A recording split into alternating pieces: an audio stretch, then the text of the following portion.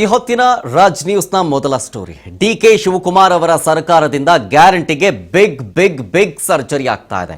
ಅನರ್ಹರ ಖಾತೆಗೆ ಗೃಹಲಕ್ಷ್ಮಿ ಹಣ ಹೋಗ್ತಾ ಇತ್ತು. ಹಾಗಾಗಿ ಈ ಒಂದು ಕಳ್ಳಾಟಕ್ಕೆ ಸಿಎಂ ಬ್ರೇಕ್ ಹಾಕೋದಕ್ಕೆ ಮುಂದಾಗಿದ್ದಾರೆ. ಅಂದ್ರೆ ಫಲಾನುಭವಿಗಳು ಅಲ್ಲದೆ ಇರೋರು ಕೂಡ ಗೃಹಲಕ್ಷ್ಮಿ ಹಣವನ್ನ ಸ್ವೀಕರಿಸ್ತಾ ಇದ್ರು. ಜೊತೆಗೆ ಮರಣ ಹೊಂದಿದವರ ಖಾತೆಗೂ ಕೂಡ ಹಣ ಜಮೆ ಆಗ್ತಾ ಇತ್ತು. ಹಾಗಾಗಿ ಬಿಗ್ ಸರ್ಜರಿ ಮಾಡೋದಕ್ಕೆ ಗೃಹಲಕ್ಷ್ಮಿ ಯೋಜನೆಯಲ್ಲಿ ಅರ್ಹ ಅನರ್ಹರ ಶೋಧ ಮಾಡೋದಕ್ಕೆ ಮುಂದಾಗ್ತಾ ಇದೆ.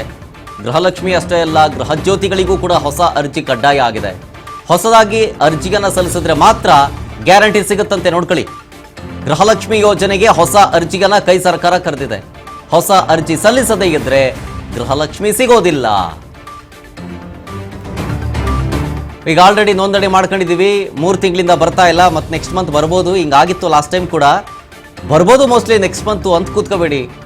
ಮತ್ತೆ ಹೊಸ ಅರ್ಜಿಯನ್ನ ಹಾಕಬೇಕಂತೆ. ಹೊಸ ಅರ್ಜಿ ಕರೆದಿದೆ ಕೈ ಸರ್ಕಾರ. ಈಗ ಡಿ ಕೆ ಶಿವಕುಮಾರ್ ಅವರು ನೆನ್ನೆ ಪ್ರೆಸ್ ಮೀಟ್ನಲ್ಲಿ ಹೇಳಿದ್ದಾರೆ ಇದ್ರ ಬಗ್ಗೆ. ಮತ್ತೆ ಹೊಸದಾಗಿ ನೀವು ಅರ್ಜಿ ಹಾಕಬೇಕು ಅಂತ ಕರೆದಿದೆ.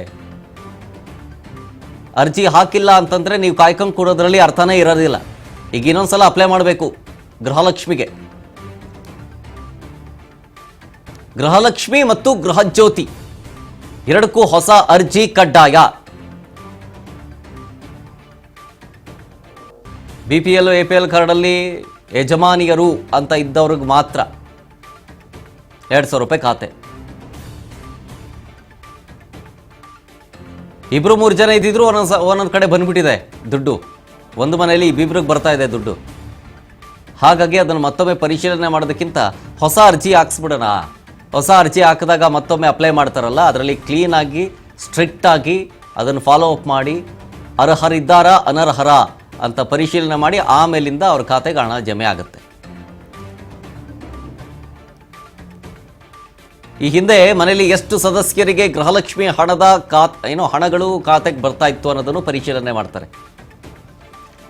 ಅರ್ಜಿದಾರರ ಪತಿಯ ಹೆಸರು, ಆಧಾರ್ ಸಂಖ್ಯೆ ಎಲ್ಲವನ್ನೂ ಕೂಡ ನಮೂದು ಮಾಡಬೇಕು. ನೀವು IT ಮತ್ತು GST ಏನಾದರೂ ಪಾವತಿಸ್ತಾ ಇದ್ರೆ ನಿಮಗೆ ಸಿಗೋದಿಲ್ಲ, ಬರೋದಿಲ್ಲ ನಿಮಗೆ. ಸೊ ಹಾಗಾಗಿ ಗೃಹಲಕ್ಷ್ಮಿಗೆ ಹೊಸ ಅರ್ಜಿಯನ್ನ ಕರೆದಿದೆ.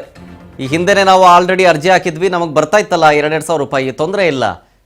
2 ತಿಂಗಳು 3 ತಿಂಗಳು ಬಂದಿರಲಿಲ್ಲ, ಮತ್ತೆ ನೆಕ್ಸ್ಟ್ ಬರ್ಬೋದೇನೋ ಅಂತ ಕಾಯ್ಕೊಂಡು ಕೂರಬೇಡಿ. ಮತ್ತೆ ಅರ್ಜಿಗೆ ಆಹ್ವಾನ ಕರೆದಿದೆ, ಮತ್ತೊಮ್ಮೆ ಇನ್ನೊಂದ್ಸಲ ಅರ್ಜಿ ಹಾಕಬೇಕಾಗತ್ತೆ.